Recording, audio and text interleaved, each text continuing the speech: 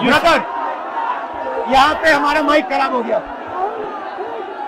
और public meeting करना मुश्किल है। जी बिल्कुल ठीक बात है। तो मैंने सोचा कि हम थोड़ा यूपी के बारे में बातचीत कर लें और आप अपना पर्सपेक्टिव हमें बताइए, हम आपको अपना पर्सपेक्टिव बताते हैं, थोड़ी डिस्कशन करते हैं। और ठीक बात है।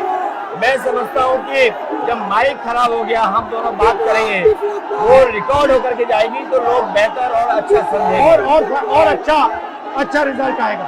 और क्योंकि सोशल मीडिया से वेल कनेक्टेड है तो सब लोगों को जानकारी मिल जाएगी कि हम और आप क्या बोल रहे हैं। यूपी जो 80 सीटें दे रहा है, इसमें 79 सीटें समाजवादी पार्टी, कांग्रेस, इंडिया गठबंधन जीत रहा है। एक जो क्यूटो है उसमें हम और आप लड़ाई में हैं।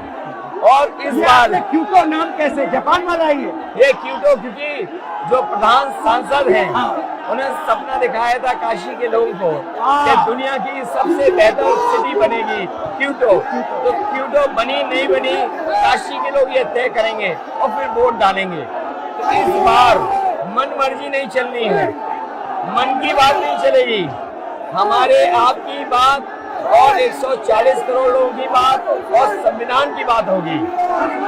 और आपने देखा, हम सब ने देखा कि यूपी को नरेंद्र मोदी जी ने बेरोजगारी का सेंटर बना दिया और इतनी बेरोजगारी की है। ये जितने बच्चे दिखाई दे रहे हैं ये वो लोग हैं दिखाओ जो अग्निवीर या पेपर लीक जिसकी वजह से इन्हें नौकरी नहीं मिली है और ये सब रोजगार नौकरी चाहते हैं। बीजेपी ने जो झूठे सपने दिखाए थे इन्वेस्टमेंट मीट के, जो झूठा सपना दिखाया था डिफेंस एक्सपो का, जो सपने बेचे थे G20 में, लेकिन इन नौजवानों को न नौकरी मिली न रोजगार मिला, आज ये खाली हाथ हैं। तो इसलिए हमें और आप मिलजुल के जो आपने कहा, जो इंडिया गठबंधन कह रहा है कि 30 लाख बच्चों को नौकरी दी जाएगी, उस दिशा में हम लोग काम करेंगे। और पहली नौकरी पक्की स्कीम जिसके माध्यम से हर ग्रेजुएट को नौकरी का अधिकार, बेहतरीन ट्रेनिंग और बैंक अकाउंट में 1 लाख रुपए साल के। आपने नोट किया कि मोदी जी खटाखट बोलने शुरू कर दिए। ये आपके खटाखट के बाद वो रटारट खटाखट कर रहे हैं। बिल्कुल। अच्छा, आप एक बात बताइए, मुझे क्यूरियोसिटी है, थोड़ा आप अपने पापा के बारे में मुझे बताइए जी। मुलायम सिंह यादव जी के बारे में बताइए। आपने उनसे क्या सीखा?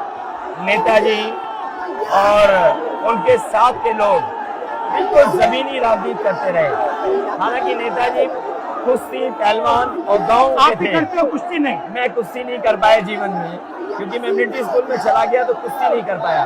लेकिन नेताजी इसीलिए धरती पुत्र बोले गए कि वो जमीन की बात को समझते थे। धरती पर जो लोग हैं उनकी क्या भावना है उसको लेकर के वो आगे बढ़ाना चाहते थे। और आपका इस क्षेत्र से और इस शहर से आज का लगाव नहीं है, न जाने कितने सालों पुराना लगाव है। जो इमोशनल कनेक्ट आपका इस शहर और शहर से है वो शायद और किसी राजनीतिक परिवार का नहीं होगा। तो नेताजी से उनका हार्डवर्क और अपने लक्ष्य के लिए लगातार काम करते रहना, जो गैर बराबरी की लड़ाई डॉक्टर राम मनोहर लोहिया यहीं लड़े थे। हालांकि हमारी आपकी विचारधारा की यहाँ टकराव रहा, लेकिन हमारे व्यक्तिगत या जो सिद्धांत में कभी समझौता नहीं हुआ। सिद्धांत को लेकर के हमने आपके साथ खड़े हुए और कई बार खड़े हुए, और आपकी भी पार्टी सिद्धांत से बहुत करीब रही समाजवादियों के। बट मुझे लगता है कि अब एक नई तरीके की पार्टनरशिप बन रही है, क्योंकि जो इस बार हमारा कोऑपरेशन है, शायद पहले ऐसा कोऑपरेशन नहीं हुआ। मतलब बिल्कुल सब जुड़ गए। सबसे अच्छा ये है कि जितना उन्होंने कहा 2 लड़कों की जोड़ी, उतना युवा आपसे, हमसे, इंडिया गठबंधन से और जुड़ गया।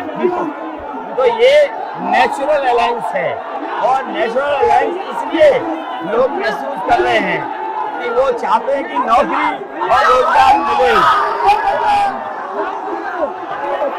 नौकरी और रोजगार मिले। तो ये बड़ी भावना है कि हमसे आपसे ये यूथ कनेक्ट कर रहा है। सबसे सबसे बड़ी बात, महंगाई की चोट सबसे ज्यादा इन लड़कों को लगती है। हमारी थिंकिंग है और आपकी भी है कि ये जो 22-25 लोगों को नरेंद्र मोदी जी ने पूरा का पूरा धन पकड़ा है, उसको ठीक करने के लिए जो हमारे युवा हैं, माताएं बहनें हैं, उनको डायरेक्ट बैंक अकाउंट में पैसा देना। देखिए, ये जो लोगों के पास पैसा पहुंचने से जो अर्थव्यवस्था को लाभ मिलेगा, मैं समझता हूँ इनका भाग्य भी बनेगा और देश की अर्थव्यवस्था ही बेहतर होगी। ये जरूरी स्कीम है कि इनके अकाउंट में पैसा पहुंचे, इससे थोड़ा बहुत जीवन स्तर इनका भी अच्छा हो। नरेंद्र मोदी जी डिबेट से क्यों डरते हैं?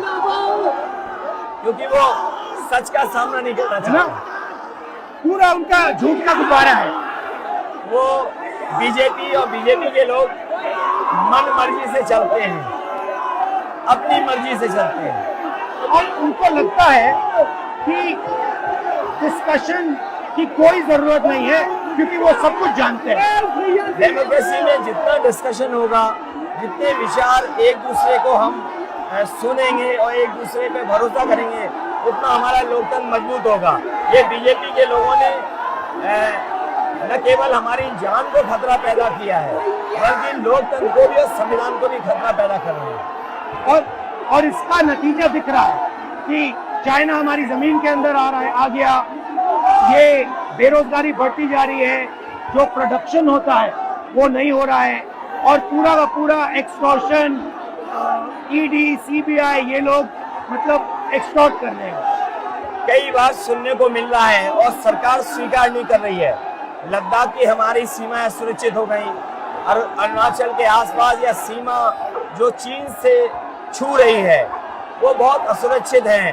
तो चीन से जहां हमारा सीमाओं का खतरा है, वहीं चीन से हमारे बाजार को भी खतरा है। तो कहीं ना कहीं हम लोगों को अपनी मैन्युफैक्चरिंग इकोनॉमी और मैन्युफैक्चरिंग इकोनॉमी को बढ़ावा देना पड़ेगा।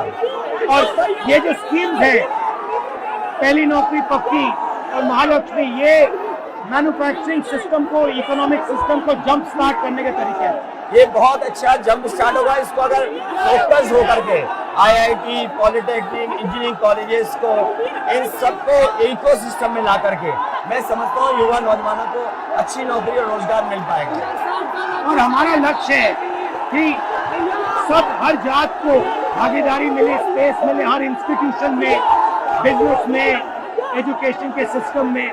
तो वो हमारा, हम दोनों का लक्ष्य है। बिल्कुल। और क्योंकि जो बात सभी दल कहते थे, आज इंडिया गठबंधन कांग्रेस भी कह रही है कि सामाजिक न्याय जरूरी है, जाति जनगणना जरूरी है। देश के लिए ये बड़ी चीज है।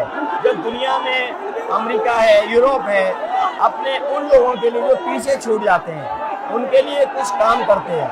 तो हमारा जो देश जाति के आधार पर पिछड़ा है, तो इसको आगे बढ़ाने के लिए ये बड़ी भूमिका होगी इस बार। बहुत अच्छा लगा, अच्छी बहुत मीटिंग अच्छा रहा, बहुत अच्छी मीटिंग है। मुझे लगता है कि ये यूनिक मीटिंग है क्या?